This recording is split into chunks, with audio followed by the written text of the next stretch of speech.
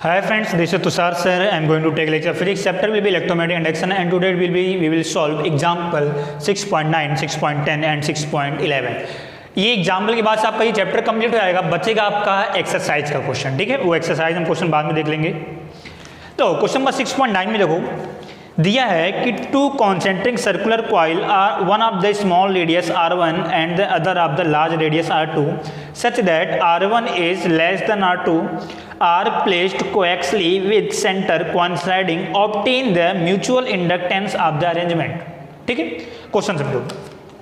Question दिया है कि two concentric circular coil one of the small radius r1 and other of the large radius r2 such that r1 is less than r2।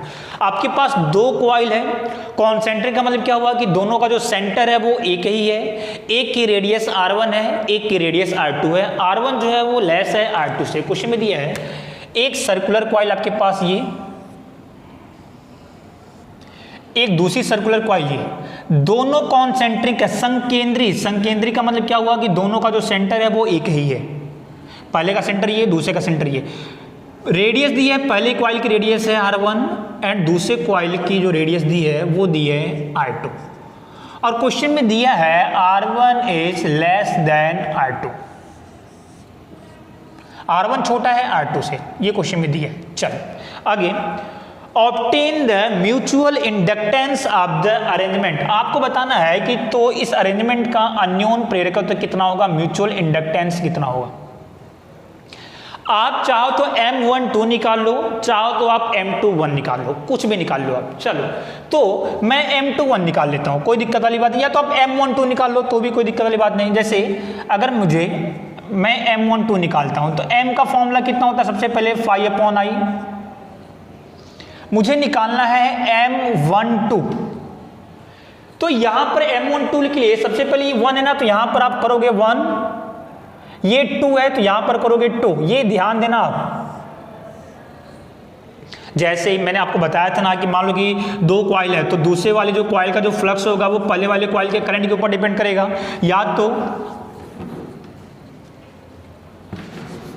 मैंने आपको बताया था कि जो दूसरे वाले कॉइल का जो फ्लक्स है, यानी कि जो phi1 है पहले वाले कॉइल का, वह दूसरे के करंट के ऊपर डिपेंड करेगा। phi1 = I2।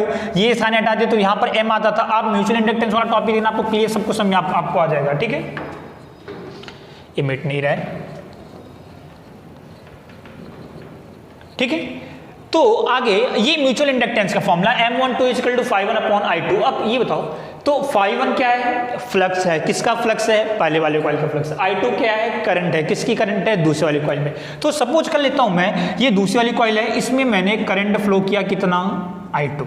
मुझे ये बताओ जब इस कॉइल में करंट फ्लो होगा, ये सर्कुलर कॉइल है, तो इस करंट के कारण इसके सेंटर पर, इसके अंदर, इसके सेंटर पर कितना मैग्नेटिक फील्ड जनरेट होगा, बताओ आप। इस I2 के कारण कितना मैग्नेटिक फील्ड जनरेट होगा, तो ड्यू टू I2 आपको M12 निकालने के लिए आपको phi1 चाहिए और I2 चाहिए, सीधी सी बात है। अब अगर मैं यहां पे बोलता हूं तो आप M12 निकालो, तो M12 का फॉर्मूला कितना, phi1/I2। What is the phi1, phi = B × A/I2।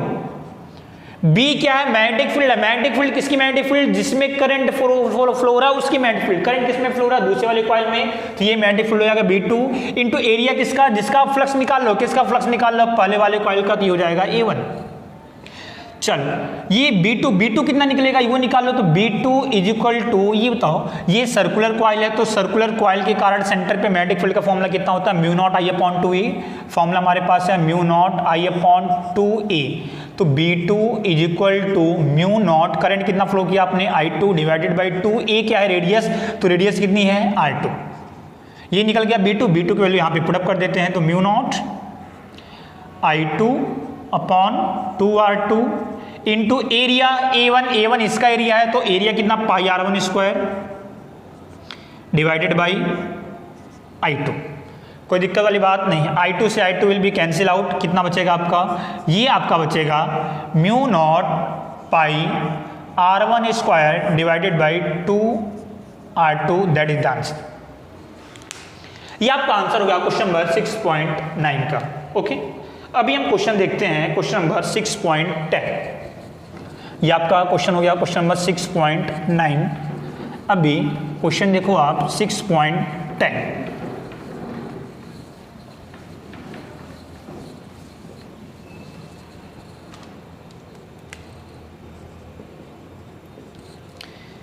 Six point 10 में दिया है कि obtain the expression for the magnetic energy store in a solenoid in terms of magnetic field B, area A, length L of the solenoid.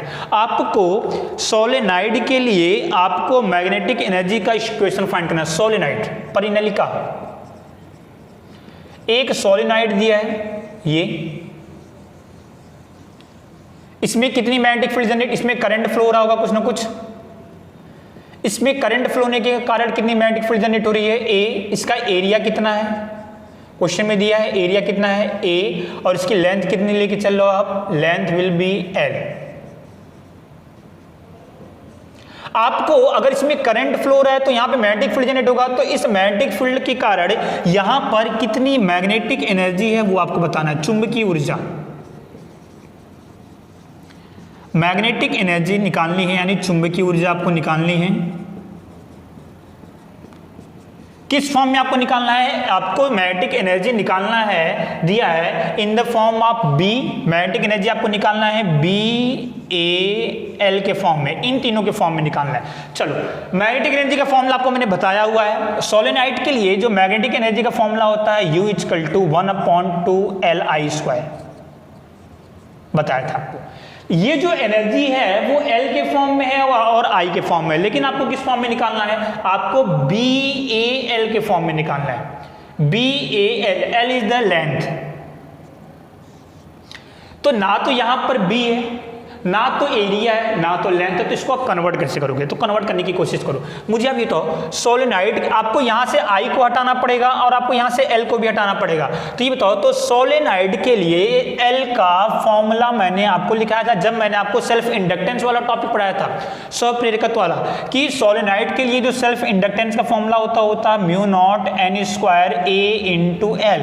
जिसने नहीं देखा वो जाके video देखो, आपको तुरंत समझ आ जाएगा। ये मैंने वहां पे निकाल के रखा था। सोलेनॉइड के लिए L की वैल्यू μ0n² A × L होता है, ठीक है। L को तो मैंने रिप्लेस कर दिया इसके साथ, I कैसे रिप्लेस करोगे, तो I के लिए, I को रिप्लेस करने के लिए ये सोलेनॉइड है, सोलेनॉइड में अगर I करंट फ्लो हो रहा है तो उसके कारण मैग्नेटिक फील्ड कितनी जनरेट होती है, तो B = μ0n I ये होता है। यहां से I = कितना रहेगा, B/μ0n आ जाएगा। ये बताओ, क्या मैं यहां से ये I की वैल्यू और यहां से ये L की वैल्यू, ये I और L में यहां से रिप्लेस कर सकता हूं, बिल्कुल कर सकता हूं। रिप्लेस करो, U = 1/2L, L की वैल्यू कितनी, μ0n² A × L into I का स्क्वायर, तो I की जगह पे कितना है, B/μ0n²।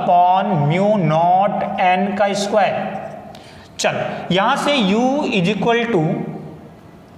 यहां से मैंने किया तो 1/2μ0n² AL into B² μ0² n² से n² will be cancel out, एक μ0 से एक μ0 कैंसिल आउट, तो U = B² into A × L divided by 2μ0।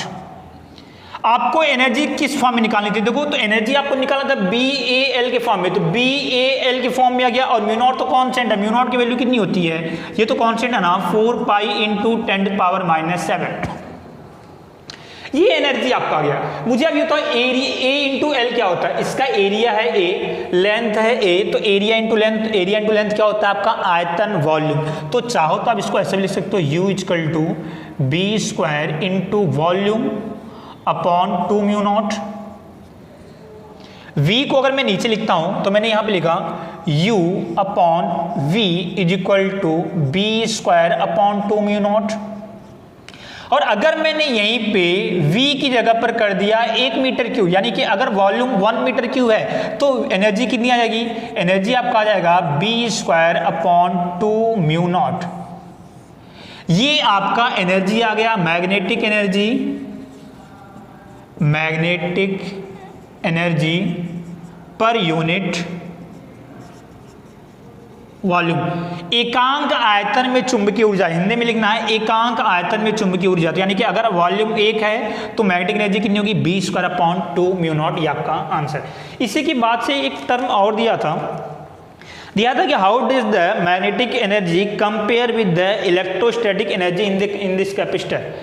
इस मैग्नेटिक एनर्जी को आप कैपेसिटर के अंदर जो इलेक्ट्रोस्टैटिक एनर्जी होती है उसके साथ कंपेयर कैसे कर सकते हो। देखो इलेक्ट्रोस्टैटिक एनर्जी जो होती है कैपेसिटर के अंदर, तो कैपेसिटर के अंदर ये आपका सेकेंड चैप्टर का है, तो कैपेसिटर के अंदर जो एनर्जी का फॉर्मूला होता है ना, तो U = 1/2 ε0E² होता है। अभी आप इसको डायरेक्ट याद कर लो, सेकेंड चैप्टर आपने ये देखा होगा। तो U = 1/2 ε0E², 1/2 यहाँ भी है, 1/2 यहाँ भी है। इलेक्ट्रिक फील्ड के लिए ε0, मैग्नेटिक फील्ड के लिए μ0। यहाँ पर इलेक्ट्रिक फील्ड है वैद्युत क्षेत्र E और यहाँ पे मैग्नेटिक फील्ड है चुंबकीय क्षेत्र है B। तो दोनों का फॉर्मूला देखो, दोनों सेम टू सेम है। यहाँ भी जो एनर्जी है और यहाँ भी जो एनर्जी है, ये बताओ जो एनर्जी है वो कहीं ना कहीं डायरेक्टली प्रोपोर्शनल है किसके, square of the field, E² B², यानी कि जो एनर्जी होती है वह स्क्वायर ऑफ द फील्ड, क्षेत्र के वर्ग के बराबर होती है। जो एनर्जी होगी ना वो स्क्वायर ऑफ द फील्ड होगा। तो U देखो E² है, U जो है वो B² है, यानी कि फील्ड के स्क्वायर में आपकी एनर्जी आपकी होती है। ये आपका क्वेश्चन हुआ, क्वेश्चन नंबर 6.10। चलो अब क्वेश्चन नंबर लास्ट क्वेश्चन कर लेते हैं 6.11।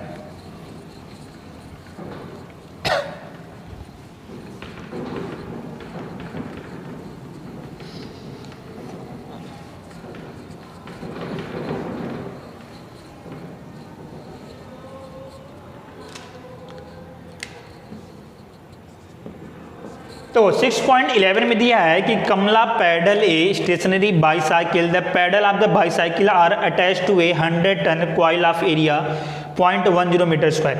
कमला है वो साइकिल चला रही है, जहाँ पे जो उसका जो साइकिल का जो पैडल है वो एक कॉइल के साथ कनेक्ट है, यानी कि जब पैडल चलाएगी तो कॉइल भी क्या करेगा, रोटेट करेगा। कितने टन है, 100 टन है, तो N = 100। कॉइल का एरिया कितना है, तो एरिया दिया है 0.10 मीटर स्क्वायर। आगे the coil rotate eight ½ a revolution per second, एक सेकेंड में कितना घूमता है, आधा चक्कर, हाफ रिवोल्यूशन, यानी कि 1 सेकेंड में कितना रिवोल्यूशन कर रहा है, 1/2 रिवोल्यूशन। और आपको पता है कि number of oscillation in 1 second that is called frequency. एक सेकेंड में घूमने वाली संख्या को इसको आप बोलोगे ये क्या है, एक्चुअली में ये फ्रीक्वेंसी दिया है। तो F = कितना, 1/2, यानी कितना, 0.5। आगे and it is placed in the uniform magnetic field, और ये जो कॉइल है वो मैग्नेटिक फील्ड चुंबकीय क्षेत्र में रखा है कितना, 0.01 tesla, perpendicular to the axis of the rotation of the coil. What is the maximum voltage generate in the coil, तो कॉइल में मैक्सिमम वोल्टेज कितना जनरेट होगा। तो अभी आपने ये बताओ, ये जनरेटर का क्वेश्चन है। कॉइल है, कॉइल को आपने मैग्नेटिक फील्ड में रखा है, कॉइल आपका रोटेट कर रहा है, तो उसके अंदर मैक्सिमम वोल्टेज यानी मैक्सिमम EMF, ये बताओ। तो मैक्सिमम EMF का भी आपने फॉर्मूला देखा था, NBA⍵। तो N कितना, 100, B कितना, 0.01, एरिया कितना, 0.10, ओमेगा की जगह पर 2πf, दैट इज इक्वल 100 × 0.01 × 0.10 × 2, पाई की जगह पर 3.14 एंड F = 0.5। ये आपका सॉल्व करोगे, ये आपका आता है 0.314 volt, that is the answer. Simple था, कुछ था नहीं। तो इस तरीके से आपका जो इलेक्ट्रोमैग्नेटिक इंडक्शन का ये जो पूरा का पूरा चैप्टर था, एग्जाम्पल एंड सारे के सारे टॉपिक आपके हो गए। अभी हम आगे नेक्स्ट लेक्चर में डील करेंगे इसके एक्सरसाइज के क्वेश्चन के ऊपर। ओके, तो आज की क्लास को मैं यहीं पर कंप्लीट करता हूँ।